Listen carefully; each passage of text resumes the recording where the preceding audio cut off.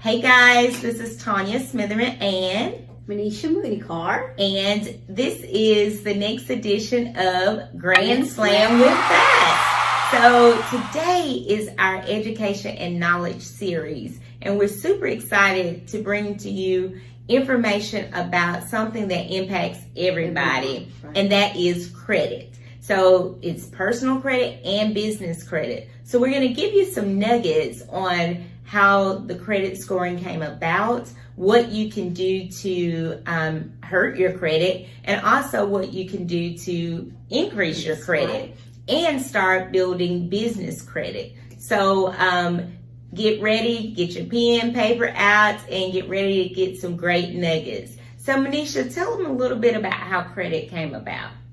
All right. So, Tanya, if you think about it, having a good credit is really a financial superpower, right? Oh, yeah, definitely. It is what it gives you power to buy. loan money, right? Mm-hmm. To buy, to get line of credit and whatnot, yes. Right? So, and that's why we say it's very important. It's so important to not just learn about having a good credit. Also, what are the things that we need to do to get to that good credit where we can go out and loan money to do stuff, to buy, right? Right, definitely.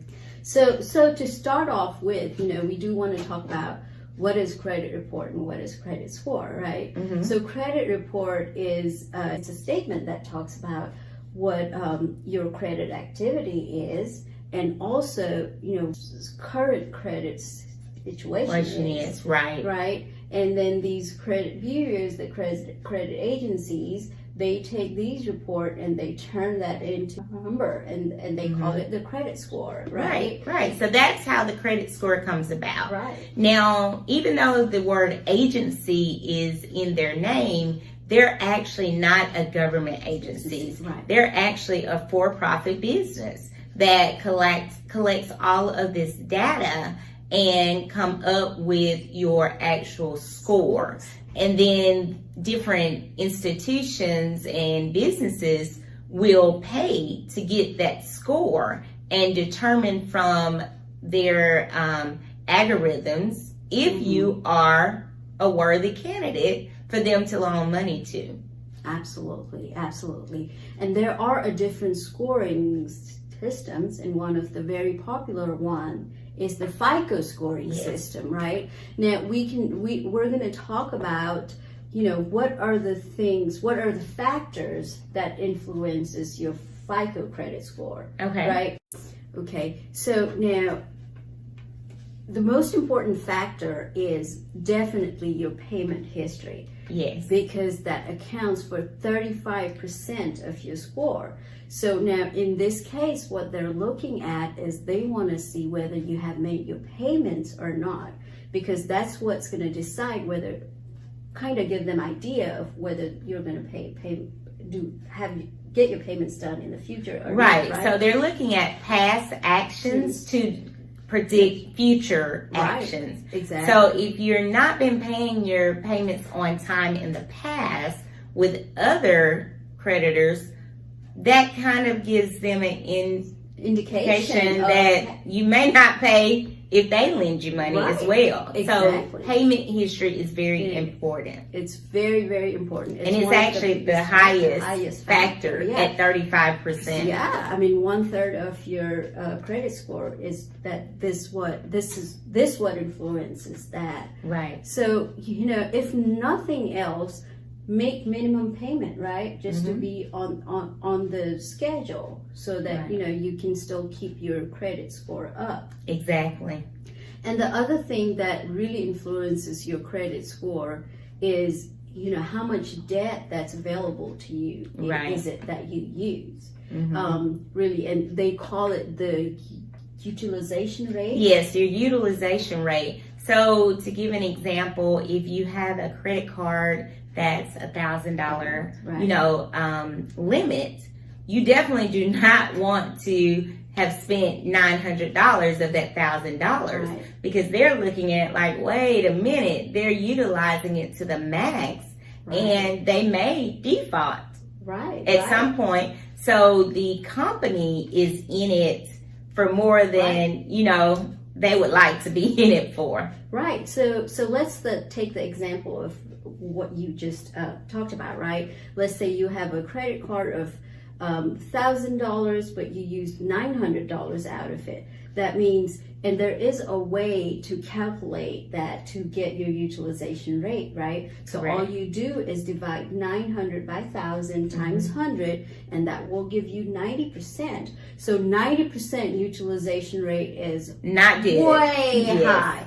And what does that do to your credit? It brings it down. Down. So that's a negative aspect Right. that will affect your credit. Absolutely. But while we're talking about this, something that you can do, let's say that you are that person who are at 90% utilization. Then what you want to do is, one, continue to make your payments on time, but now you need to start paying more to pay down your utilization. So a good utilization is 30% or less. Right. You know, so the less it is, the better it will impact your credit score. Absolutely. Yeah, definitely. You know, and that's why we hear people saying pay down your debt as much as you can. It's possible. Right. Keep it at 30% or low, Less, right? right.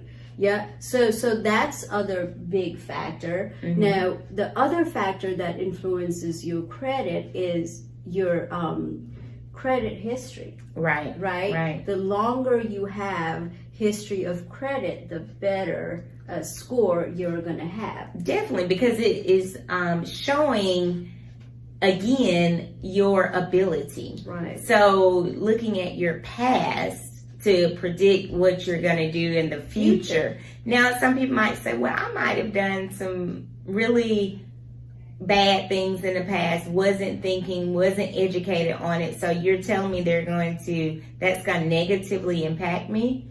Yes, at the beginning. But if you can start implementing these things that we're telling you now, then over time, you're rewriting the past. Right. So it's important that you have that length of time for history so the people can start seeing that, yes, maybe in the past, Manisha may have struggled a little bit, but over the last 12 months, she's been doing great. Yeah, and also one more thing that we don't realize, we are not educated about is, you know, we don't realize the importance of having a long credit history time, right? So one big mistake that I've made is, you know, let's say you only have 2 credit cards, right? One you've had it for 10 years and one you just got 2 years ago. Right. The one that you've had for 10 years, you never really used it. And I'm thinking, well, why do I even need this credit card? And you closed it out. Closed it out. Now, what that did is, instead of you having the 10-year history, that's all wiped out. Right. And now you only have the 2-year history. And what that does is it brings your score down. Yeah, credit score down. So, you know, if nothing else, fill up a gas once a year and pay it off, but keep that credit card that open. you have that you have long history with, because that really helps you with your credit, right, Tanya? Definitely. It's a game. It's a credit game. That's you know? right. And people, if you don't know the game, then, you know, you could be negatively impacted by the lack of knowledge. So that's why we felt that this was a great topic to bring to you guys on our education and knowledge episode. Absolutely. And also, you know, the other thing that they look at when they're doing your credit score is types of credit you have, right? They want to be able to see the mix of maybe a little bit of this and a little bit of that. So a fixed rate, like say a mortgage, fixed payments, fixed rate every month. Or then maybe credit card where it's revolving and not secured. So you want to have some secured credit, not secured, you know, and just a variation so they can see how you react and how responsible you are Right. with all the different credit Right, types. and how you handle all those Right, credits, definitely. right? They want to be able to see the mix of Right. everything. Yes. And the last thing that affect your credit is inquiries. Yes. And who would have thought, right? I know it, right? Because you always get these promotional things in the mail, Yeah. or if you're looking for a car, you may want to shop around, Yeah. or buying a house. But every time someone has to pull your credit, that's an inquiry. And inquiries do impact your credit. Right. And especially hard inquiry, Yeah. where your creditors or your lenders are pulling your credit to give you a loan. Right. That really impacts your credit, Mhm. right? Credit score, let's say. Now, maybe up till 6 or 7, maybe it's not such a big deal. But Yeah. if it starts to be more, then that would look like, to them, that would look like you're desperate for money, Right. right? Like when they just don't know, what are you doing? Right, And exactly. how are you going to be over leveraged? That's what it's about. Mhm. Because they want to make sure that you're not over leveraging your ability to pay them and other creditors. So if there's a lot of increase, they may think, oh, wait a minute, even though their credit score is good, but it will take one thing to happen to them where they maybe can't make their payments. And not only will they not be able to make their payments to us, but to all these other people either. Right. So it's important. Yeah, and It's important. they use this as a sign, right? Right, definitely. Yeah, and then now, only hard inquiries is what affects your credit score. Now, soft inquiry, it doesn't affect your credit score. So it's important to know the difference between hard inquiry and soft inquiry, right? Mhm. So hard inquiry is where your creditors and lenders go out and do your credit check to give you the money, right? Right. Or to loan you the money, or Right. to give you line of credit. But soft credit is where somebody goes out and do the inquiry, but that doesn't really involve loaning the money. Right. And it could be, let's say, a landlord. If you're trying to rent a house, a landlord trying to do an inquiry because you're wanting to rent the house does not have anything to do with you're trying to get the money. So that would be a soft inquiry, and that Exactly. wouldn't go in your credit score. That wouldn't affect your credit score as much. And the other thing is, when you're doing your credit check, on Right, yourself trying to monitor your credit. and that would be included in your soft inquiry as well. Definitely. And that would not affect your, credit score. So now these are the 5 biggest things. And inquiries does account for about 10% Mhm. of your credit score. So that's why, it's very important to know what is it that affects your credit score, and how can I use it to build my credit up, right? And that's right. why we are talking about Right, this. We and want to educating. educate you about this, so Definitely. you know what to do and have that financial superpower. Exactly. And so just in review again what those 5 are. So the number one thing that weighs the most, which is at 35%, It's your payment history. And number 2 is how much, it's the Utilization. rate, and that's, And that's about 30%. Right. And payment history is 15%, Mhm. and the mix of credit is 10%, and inquiry is 10%. So that makes up 100%. So when you see your score and you want to figure out, well, how can I increase my score? Well, you want to work on the things that are really impacting your score. So definitely payment history is the biggest thing that can impact your score the fastest, actually negative or positive. So making sure, if nothing else, you're paying your bills on time. Yep, very true. Yeah.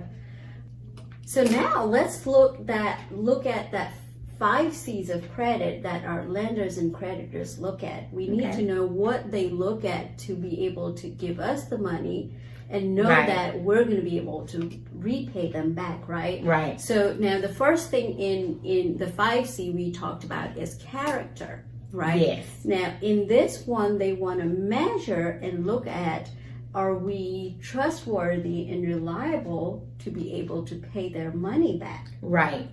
Right? Now, in this, they definitely look at our credit score, right? And also, our credit history that we talked about. Right. And the mix of credit, that how we're using it, how we're handling it is a big deal. In Oh, this yeah, case most as well. definitely. Right. And then now, if we do have bankruptcies and foreclosures and things like that, Yes. this will very negatively impact how they proceed. Because, things happen, with people. Companies even go bankrupt. Things happen. But when we're talking about the bigger scheme of things and you're trying to now get credit again, they do look at that and they're a little apprehensive about extending new credit because of what your past issues were. Right. And the good thing about it is these only stay in our history for so long. Right. And then we're going to talk about that as well, how you can start, improving and enhancing your credit. Right.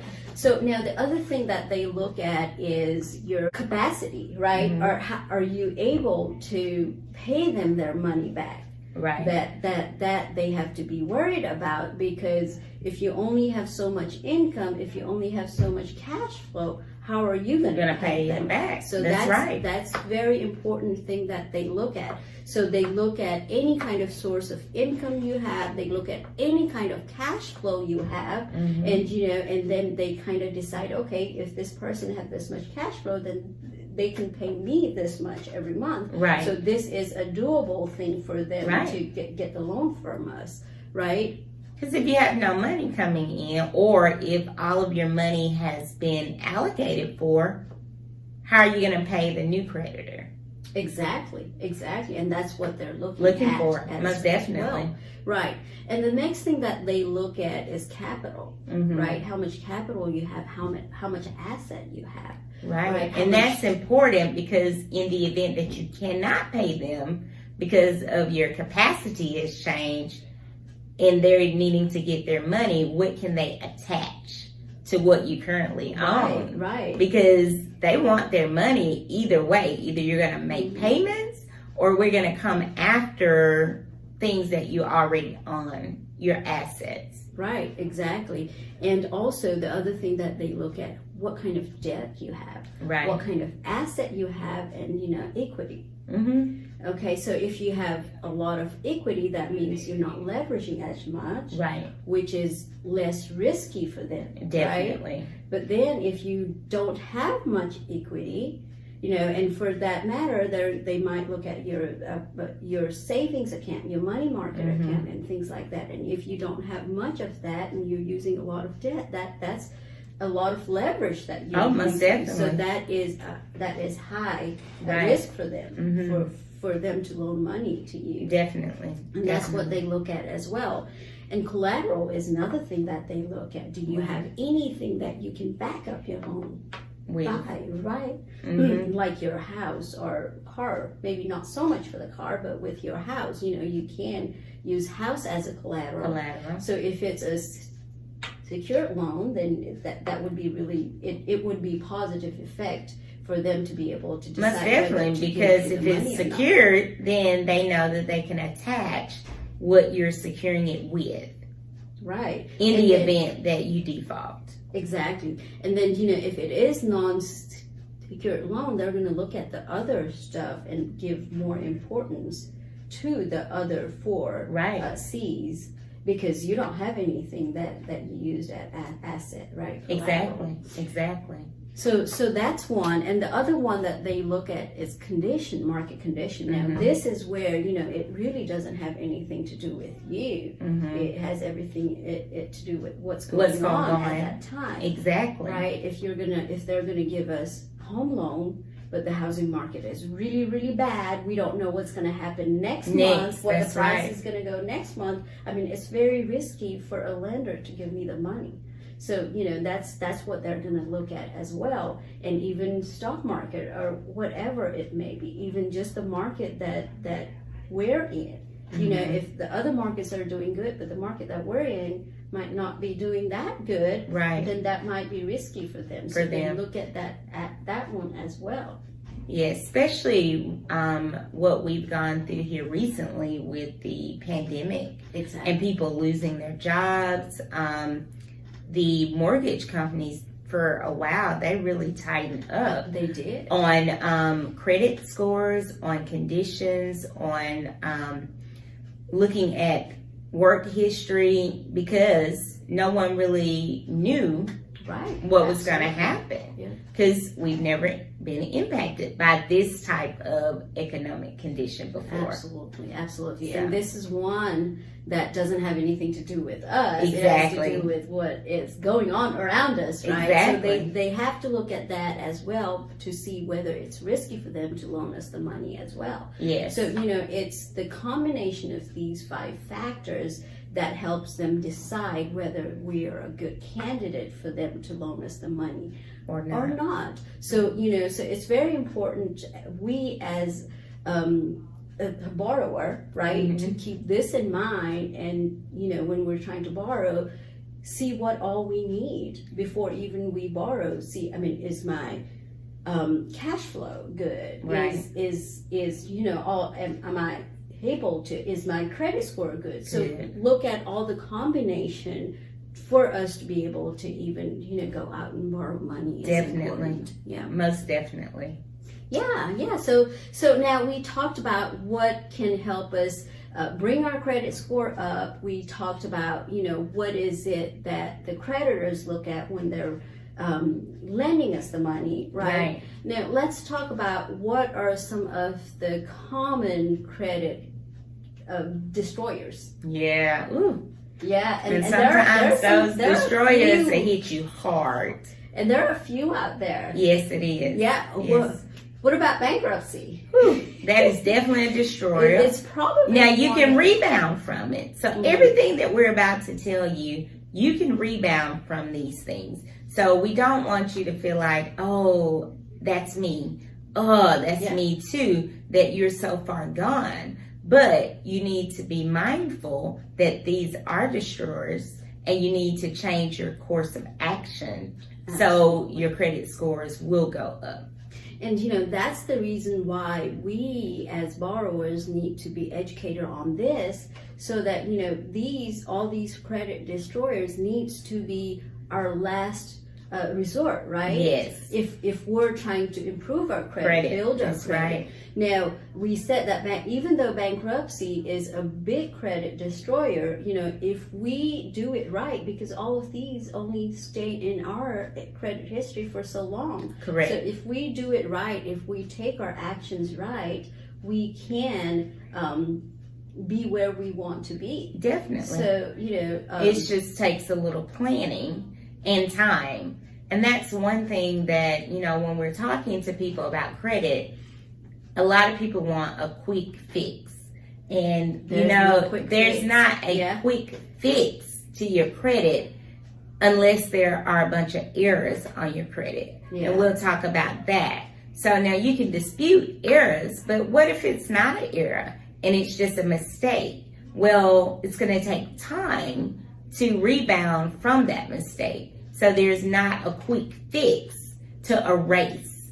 Now, you can show that you're back credit worthy, but it may still be on your credit report from 5 years ago. Yeah, and I love what you said, Tanya. It is not a quick fix, and that's why we need to be educated on it, because building credit happens over time. You're doing, it's a process, over time process, and while during that process, we need to know exactly what we are to do to build our credit. Right. And we also need to be educated on, a lot of us, we think that it is a quick fix, we can do it in few days, but that's not how it is, and that's why we need to be educated on it to know that it is a process, right? It happens over time to get to what your goal is, and that's very important.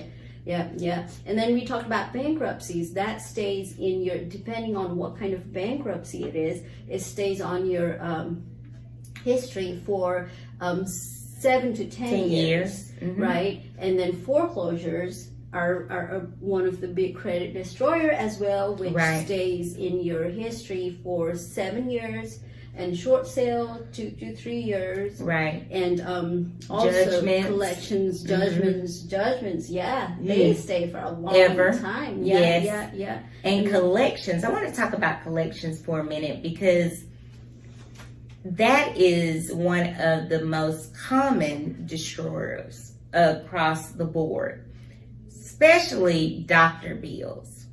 Oh yeah. Because what will happen is, let's say you go to the doctor, you pay your copay, and you feel like, okay, everything else is covered. It may be $25, $30, something very small that they might send you one notice about, and you think, oh, my insurance just hasn't paid it yet. Yeah. Well, then they'll just automatically send it to their collections department, goes on your credit, and collection items, I've seen them hurt clients' credit reports 70 points Wow, that's for a lot. $20 collection item. And then $20. I feel like all of us have it. All of us have done it at Yes. one point or the Yes. other, because we didn't know any better. Right, definitely. Yeah, So that's why it's important to check your credit at least once a year. Because things that you know about, that's one thing. Things that I call self-inflicted, if you've missed a payment. But there may be things on there that's erroneous that you don't even know about. And those items you can work to dispute and get off your credit.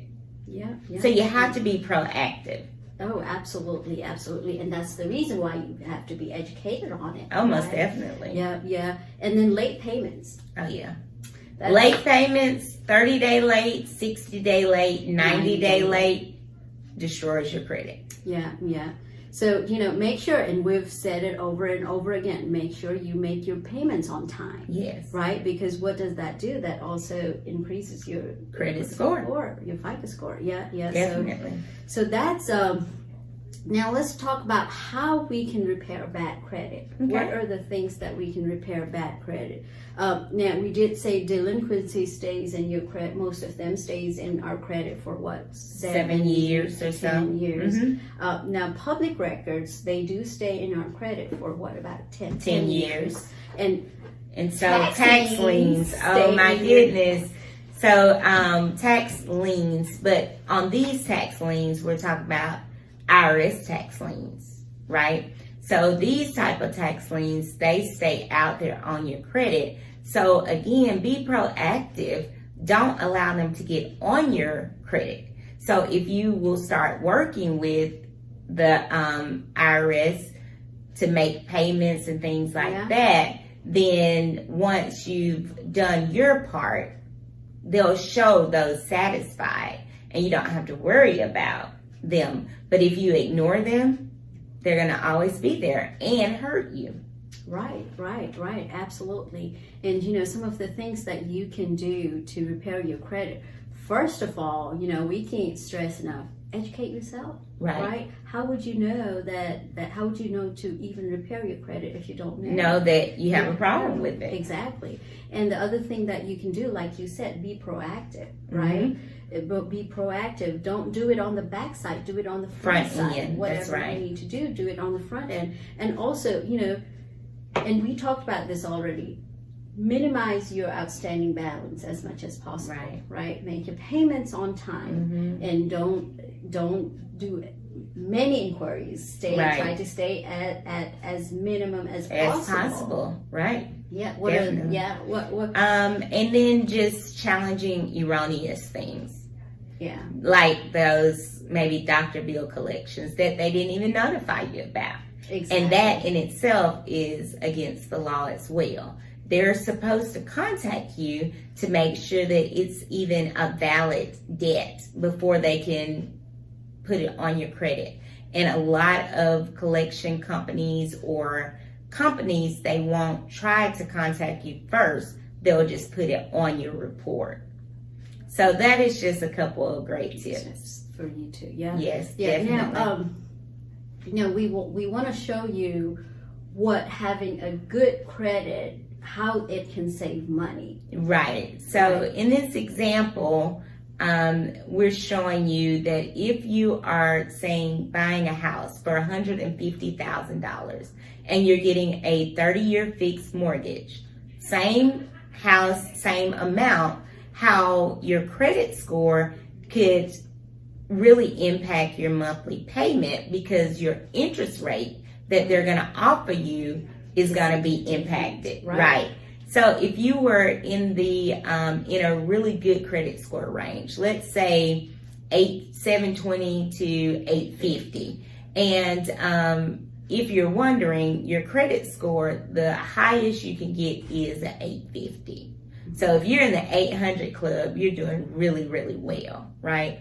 And then you can get a really good interest rate, most definitely. But let's just say in this example, they're offering someone with a really good credit score an interest rate of 4.11%. On that $150,000 home, your monthly payment would be roughly about $725. And the total amount of interest that you would pay over the 30 years would be what, Manisha? $240,000. So about $111,000 worth of interest that you would pay. Right. Now let's look at someone with okay credit score. So someone in the range of maybe 620 to 674. Now the interest rate went from the 4.11 for the person with a great credit score to about 5.98, so close to 6%. Right. So the monthly payment now would be $897. So it went from $725 to $897. That's a huge jump. Right, and it's the same house, same amount, everything. Nothing has changed. It's just your credit score that's changed. So we're just trying to illustrate how having a better credit score saves you money. Because on that person who has the interest rate of the 5.98, the total amount of interest they will pay over 30 years will be $173,063. So that in itself is roughly about $62,000. You're talking about the importance and impact of your credit score. Man, this is where you see this is it. Yeah, Definitely. Yeah, absolutely. This is it. So you just want to be mindful of how it does impact your credit. Yeah. So this is interesting. What credit score means to lenders. You know, they look at it in a different way than we do. Right. Okay. So so when you have an above 800 credit score, what lender is looking at is you have 1,300 to 1 odds of defaulting. Right. 1,300 to 1 odds of defaulting. So if the lender's saying, okay, this person is 1 out of 1,300, chance of defaulting, that's a big amount. So I could take a chance with this person. Right. That's because that's a lot, right? Right. I mean, But what about very safe for me? So what about someone who's under 600 credit score? So somebody who has a 500 to 600 credit score, my chances of defaulting is 8 to 1. 8 to 1. So 1292 to 1 to 8 to 1. Who would you choose? So just think about it that way. Who would you choose if you're the lender? You're going to go with the person who is less likely to default because you're giving them your money, your capital. And also see the difference between, high credit score to low credit score. It's 1,300 chance of 1,300 to 1 versus 8 to 1. That's a huge difference. That's a huge impact. Yeah. Huge impact. And that's what lenders look at, and that's the reason why we have to have a good credit score. That's right. Yeah. So let's look at how their scores are. So of the population, we're just talking about the overall population. there are only about 10% of our population with a credit score above 780. Only about 10%. Yeah. Now, not much. Not much. Now, it's a lot of people, in the United States, but only 10% have a credit score above 780. About 30%, which is the highest percentage, is in the range of 690 to 740. And that's still, a pretty solid credit score. You can get a good rate. Yeah. Now, there are 20% of the population that's below 620. So, only 10% of the population are with the high excellent score, and 20% of the population with the not so good score. Right, exactly. So, it's a big disconnect. But we all could start educating ourselves and working to implement the things that we've already talked about to see our scores go up. Absolutely, because it does make a huge difference. Huge difference. Okay, some of the tips, Tanya. Let's talk about what are the tips so that the we can first give our viewers. Major tip, and we can't stress enough, is you have to monitor your credit, because errors do happen.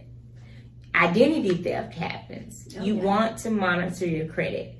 You can get a free credit report every year at annualcreditreport.com. And then there are other companies that help you monitor your credit, such as Credit Karma, NAV.com. NAV.com does for personal credit and business credit as well. Okay. So that's good. And then you can go to the credit bureaus. I know Experian has one, Equifax, TransUnion. So all of these sites have one. Now, if you're wanting to get your FICO, your true FICO, go to myfico.com. That is the score that lenders actually use, because on the Credit Karma site, the score is a little skewed because they're not pulling in all of the information. But you can use Credit Karma to monitor. Right. Yeah. And also the other thing that our viewers can do is manage negative accounts. Right. Like you talked about, right?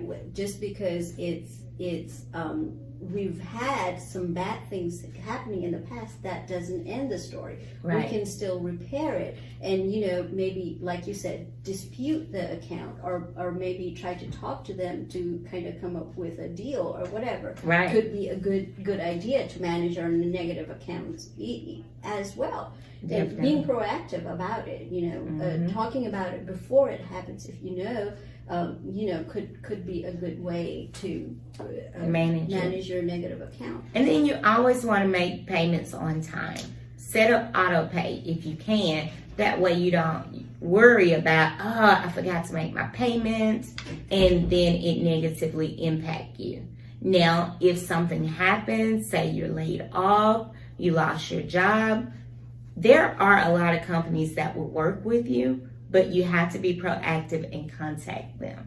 Right. Yeah. And the other thing is, you can ask for, if you're planning to ask for increase in your credit limit and, decrease on interest rates, do it at the right time, right? Know when to do it and do it at the right time. Maybe if you're applying for more credit, if you just want to check your credit, then do it all at the same time, so that you don't have two inquiries on your credit. Right. So just ask them to do it one time for everything at the same time. That's all it is, right? Exactly. And then applying for credit strategically. So you want to not go out and try to get a car, a house, a credit card all at once. That's not smart, because your credit score is going to be beat up. It's going to be impacted. So if you know that you want to buy a home, wait until you have purchased the home before you go out and buy the car. Yeah. Don't start the process of buying a home and then come in and say, I'm going to go, since I've been pre-qualified for the home and we have it under contract, I'm going to go buy a car. Yeah. Because what you've just done is now you have changed your credit dynamics. And when the mortgage broker goes and pulls your credit right before it's time to close, your credit dynamics have changed. And they very well may say, you no longer qualify. So We've seen it happen. Yeah, all definitely. the time, right? Definitely. And then, I think the other most common one that we see happening is first-time home buyers, buying a brand new house, and they want brand new furniture to go in your brand new house, right? And they go in and buy and get the furniture right before closing. And guess what? It negatively impacted credit, and they had furniture but no house. Yeah. So just be very strategic about your credit. Right. Now there are some books out there, Tanya, that our viewers can read, and that if they're wanting to learn more about credit. And there's one that's really good. It's and the name of the book is Smart Consumer's Guide to Good Credit. Okay. And who is that by? I think his name is John Alzheimer. Okay. I think the book is I haven't read this book, but I've heard very good things about this book. Okay, great. And they say it's technical. It kind of helps you with the get process, the numbers, process, and everything. So that's really a good book to read if they're interested in learning more about it. Okay. Now, about business, we've spent so much time, right? We really don't have time to spend on business credit. However, we promise that we will come back with another video for business credit. Right? Yes. So we will actually, on our next education knowledge series, we will pick up this conversation and be talking about business credit. So go ahead, take in your notes about the personal credit, because if you're going to get business credit, your personal credit needs to be in order. So we got to take baby steps before we take that giant leap. But if you're doing the foundational things with your personal credit, when it's time to actually apply for business credit, your chances are a lot greater for them to approve you. Right. Because when you just start your business, you don't have much to show in your business. Right. So you start with your personal credit, and you slowly transition to your business credit. Right. Yes. So that's why it's so important to have your, like you said, have your personal credit in line before you get into the business credit. And that's why we talked about personal credit. And then our next thing is talking about business credit. Yes. Bring you a lot of information about it. Definitely. So we hope you have enjoyed this edition of Grand Slam with B.A.T.S. I know we went over a lot of information. So if you have questions, you can always reach out to us. You can check us out on our website, which is BATSandassociates.com, and send us messages that way. You can also email us at BATSandassociates.com at Gmail. Email at BATSandassociates@gmail.com. Yes. Yeah. And then you can comment here on the YouTube channel. Please make sure that you subscribe so you'll be updated when we have our business credit episode as well, and all of the other awesome episodes that we're bringing to you guys. Well, thank you for being with us. Definitely. In being with our, in our, listening to our video, right? Definitely. And we hope that you were able to take at least one nugget away from this podcast, because that is our goal, is to educate and give knowledge, and then help people put that knowledge into action, because knowledge plus action is definitely power. And having credit power, it is a great thing to have. Even if you don't need it right now, you never know when you're going to need to use your credit. Right. So you want to make sure that you're doing the steps that it takes to make sure that your credit report shows that you can be credit worthy. And have it when you need it. Right. Definitely. So we're out. And if you guys have any feedback or questions, we would love to hear from you. Yeah. Yep. See y'all in the next episode.